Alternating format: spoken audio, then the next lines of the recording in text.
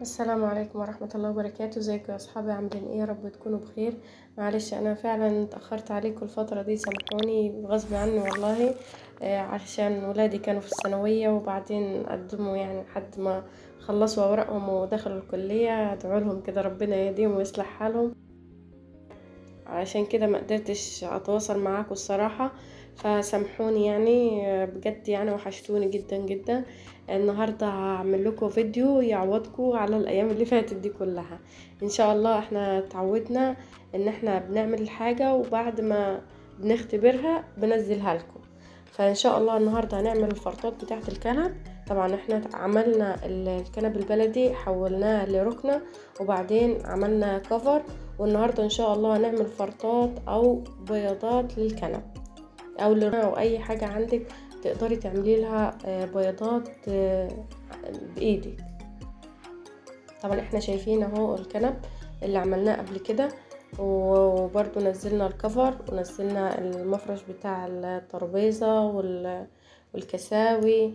وان شاء الله النهاردة هنعمل الفرطات باسهل طريقة وممكن تعمليها. مش هتكلفك اي حاجة ولا مجهود ولا فلوس، تكلفتها بسيطة وحاجات. يعني من حاجتين بس هتقدري تعملي الفرطات، هتعملي منظر جمالي حلو قوي. طبعا شفنا الكنب ودي الكفر بتاع الكنب. طبعا ده كله احنا عملناه على القناة، ارجعوا للفيديوهات اللي قبل كده هتشوفوها هتعجبكم جدا. واتمنى لو عجبتكم الفيديوهات تعملوا لي لايك وتشتركوا يعني في القناة لو مش مشتركين، وتقولوا لي رأيكم في التعليقات. بس كده هنيجي ان شاء الله هنعمل مع بعض. هتشوفوا الفرطات دلوقتي بعد ما اتخيطت شكلها جميل جدا.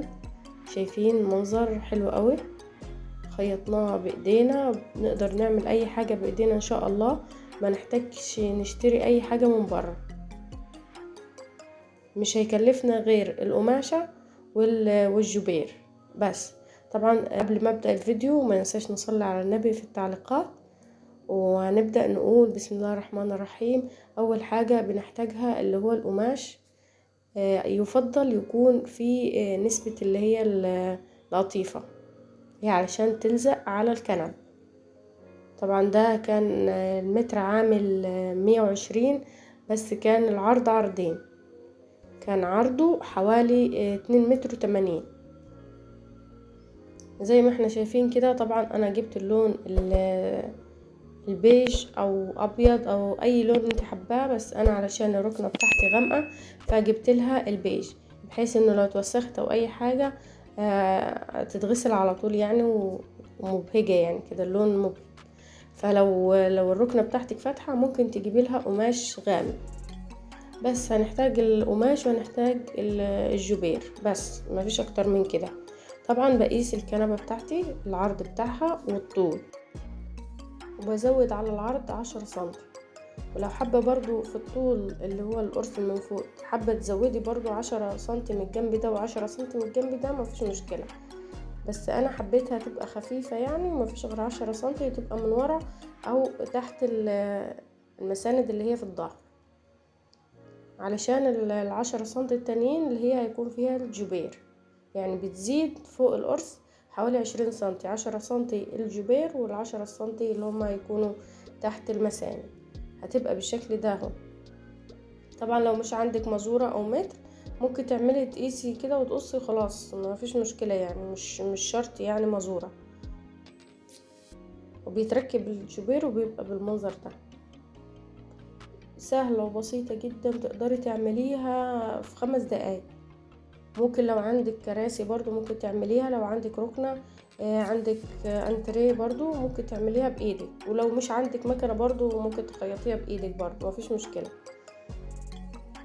بس كده دي كل حاجة احنا عملناها هنشوفها مع بعض.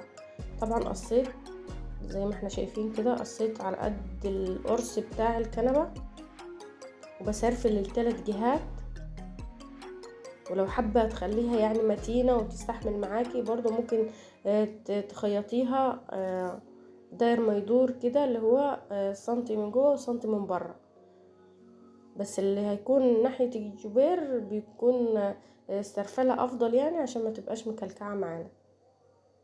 بس كده انا بقص كل القماش اللي عندي الاول، بقصه كله. وبرضو لو حابة تعملي اللي هي المناديل دي اللي بتبقى فوق المخدات ممكن تعمليها. انا عملت ست قطع او 6 مناديل. حطيت 4 على المخدات و2 عملتهم، عملت ال4 بالجبير، وال2 ما فضلش فيهم جبير عملتهم على كده يعني، حطيتهم على التكاية اللي هي بتاعت الكنبة نفسها، طبعا زي ما شفناها اول فيديو.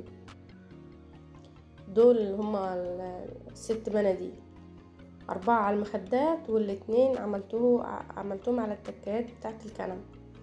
بسرفلهم بس، مفيش اي حاجة تاني، مفيش اي تعقيد تاني.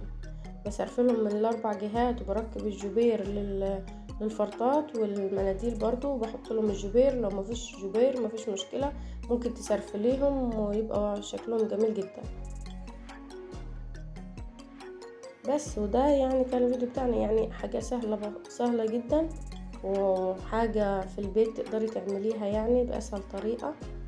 طبعا الفيديو شارح نفسه، مفيش يعني مش مستدعي اي رغي من اللي انا برغيه من الصبح ده. بس هو الفيديو هو ده. طبعا هنكمل الفيديو مع بعض. اتمنى لو الفيديو عجبكم فعلا واستفدتوا يعني، ما تنسوش تضغطوا لي اللايك وتدعوا لي كده دعوة حلوة من قلبكم في التعليقات لو استفدتوا منه. لو اول مرة تشوفوا القناة بتاعتي ما تنسوش تشتركوا فيها، واكون سعيدة جدا لو فضلتوا معايا في القناة وتشوفوا الفيديوهات اللي جاية ان شاء الله، وتشوفوا الفيديوهات اللي فاتت هتفيدكم جدا. طبعا انا بعمل كل حاجة، بنعمل اكل مع بعض، بنعمل حلويات، بنخيط، بنعمل مفروشات، اي حاجة كده بتخطر على بالنا احنا بنعملها. فقولوا لي عايزين ايه اعمله لكم ونعمله مع بعض، وان شاء الله اكون ضيفة خفيفة عليكم، وان شاء الله تستفادوا من الفيديوهات اللي انا بنزلها. وشكرا لكم وشكرا للمتابعة، وما تنسونيش في دعوة حلوة كده من قلبكم ولكم مثلها. هستنى تعليقاتكم، ودمتم في رعاية الله وأمنه، والسلام عليكم ورحمة الله وبركاته.